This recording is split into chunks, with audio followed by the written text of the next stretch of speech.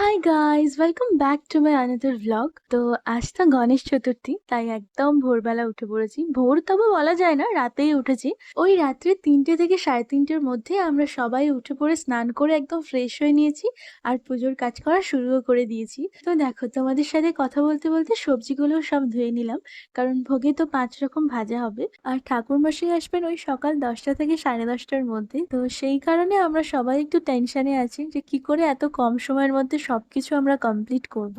কিন্তু যেভাবেই হোক করতে তো আমাদের হবেই, কারণ গনু দাদার পুজো বলে কথা, আর গনু দাদার সাথে থাকলে সব হয়ে যাবে। আর এই ভোগের সবজিপাতিগুলো সব কালকে রাত্রেই কেটে রাখা হয়েছিল, কারণ এতটা কম সময়ের মধ্যে সবকিছু করা তো সম্ভব নয়, তাই কিছুটা কাজ আগে থেকে গুছিয়ে রাখা হয়েছিল। তো যাই হোক, ভোগে যে ৫ রকম ভাজা দেওয়া হবে সেই রান্নাটা মা অলরেডি চাপিয়ে দিয়েছে। ভাজা তো প্রায় শেষের পথে, মায়ের ভাজাগুলো প্রায় রান্না হয়েই এসছে।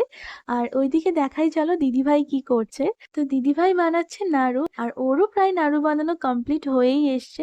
তো আমি বরঞ্চ ফলগুলো ধুয়ে নিই, আর আজকে ঠিক করেছি ফলগুলো আর কাটবো না, গোটা ফলই পুজো দিয়ে নেবো, কারণ ফলগুলো কাটতেও তো অনেকটা সময় যায়, আর সেই সময়টাই এখন আমাদের হাতে নেই। তাই গোটা ফল দিয়ে পুজোটা দিয়ে নেবো, আর প্রসাদ দেওয়ার সময় ফলগুলো কাটবো। ফল ধোয়া আমার কমপ্লিট, আর এদিকে মা ভাজাভাজি কমপ্লিট করে পায়েস বসিয়ে দিয়েছে। আর এই পায়েসটা হয়ে গেলেই হবে হচ্ছে খিচুড়ি, আলুর দম আর লুচি। তো পায়েসটা প্রায় হয়েই এসেছে, আর আরেকদিকে মা আলুর দমের আলু ভাজা বসিয়ে দিয়েছে, কারণ একটার সাথে একটা রান্না শুরু না করলে টাইমের মধ্যে পুরো রান্না কমপ্লিট হবে না, কারণ এরপর আরো দুটো রান্না বাকি আছে, সেটাও কমপ্লিট করতে হবে। তো যাই হোক, মা এদিকে আলুর দমটা করুক, আর আমি আর দিদিভাই ততক্ষণ বাদ বাকি পুজোর যে কাজটা আছে সেগুলো কমপ্লিট করে ফেলি। তো মোটামুটি তো আমরা সবাই মিলে পুজোর কাজ প্রায় কমপ্লিট করেই ফেলেছি, আর তার সাথে গণদাদার ফেভারিট লাড্ডু আর মোদকের প্লেটটাও সাজিয়ে নিচ্ছি। তো পুজোর কাজ তো প্রায় হয়েই এসেছে, এবার আমি একটু হালকা করে রেডি হয়ে নিই, তারপর আবার বাদ বাকি কাজ করব।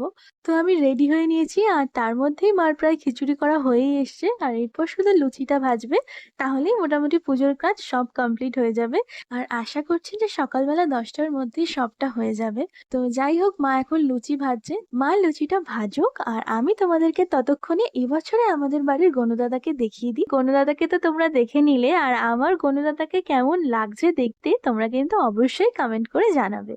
তো ফাইনালি পুজোর সমস্ত কাজ কমপ্লিট হয়ে গেছে, আর সেটা সকাল 10টার মধ্যেই কমপ্লিট হয়েছে। আর ঠাকুর মশাইও চলে এসেছেন, আর পুজো শুরু হয়ে গেছে। দেবী ভাগীরথী পুনি হিমাম গঙ্গা গঙ্গীতি বিষ্ণু গঙ্গা গঙ্গা গঙ্গা ওম গঙ্গা ওম বিষ্ণু বিষ্ণু বিষ্ণু বিষ্ণু শুভাং ভবতু কল্যাণম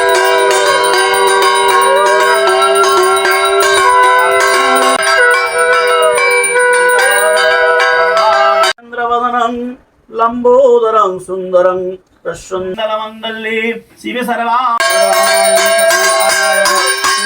ইলান্যা পঞ্চদীপমালায়।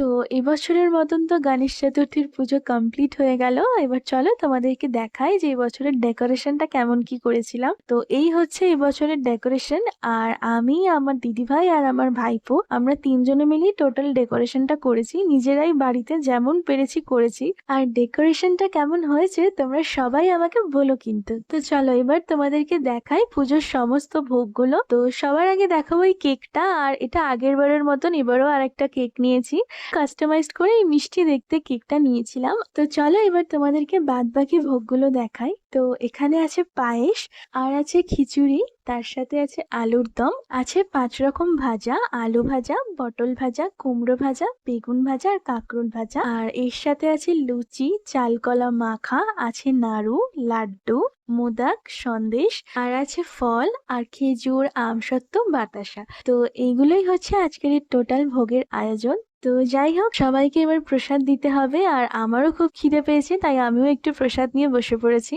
আর আজকে গণেশ চতুর্থীর দিনটা আমি কিভাবে কাটালাম সবটাই তোমাদের সাথে শেয়ার করলাম যতটা পারলাম। আশা করি তোমাদের ভিডিওটা ভালো লাগবে। তো আজকের ব্লগটা আমি এখানেই শেষ করছি। ব্লগটা তোমাদের কেমন লাগলো আমাকে কমেন্ট করে জানাতে পারো। যদি ভালো লাগে তাহলে একটা লাইক করো, আর হ্যাঁ, আমার ইউটিউব চ্যানেলটাকে সবাই একটু সাবস্ক্রাইব করে দিও। তাহলে চলো আজকের মতন টাটা, আবার দেখা হবে পরের একটা ব্লগে।